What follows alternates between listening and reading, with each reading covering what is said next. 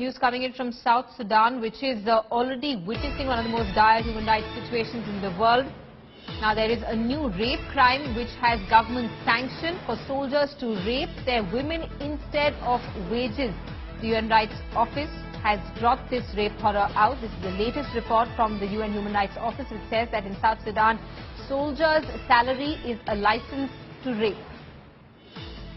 Let's get a word from Shivaru, who's with us live from our newsroom. Shiv, explain to us, how does this really happen? Rapes actually have government sanction?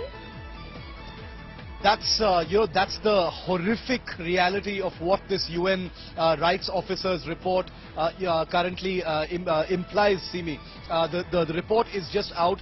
It's being picked up all over the world. It's one of the top stories in the Western media at this point of time. And we've chosen to pick it up here on India Today because of the kind of horror this represents really for the world. Remember, South Sudan, which has variously been described as one of the most horrendous abusers of human rights in the world in existence right now.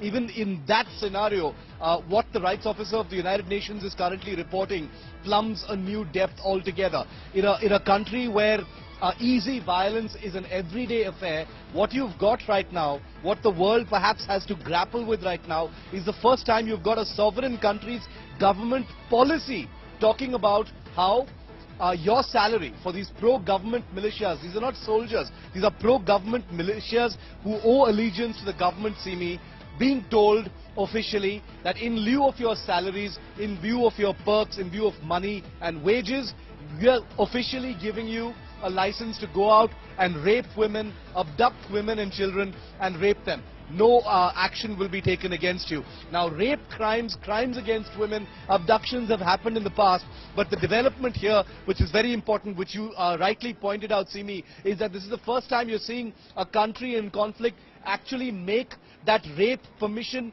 an official state policy. Now, South Sudan, many people would argue, is a state in turmoil. It cannot really be seen as a sovereign country given the level of conflict that it has been under for so many years. But at this point of time, it will be compared to countries like Rwanda, like Congo, where there have been, rape diktats of a similar kind there as well, but nothing ever official so far. What the United Nations is now saying is that these militias have been given official written permission by the South Sudanese government and administration saying, in lieu of your salaries, please feel free to go out and actually rape women. There are more details coming out. We're awaiting the full report.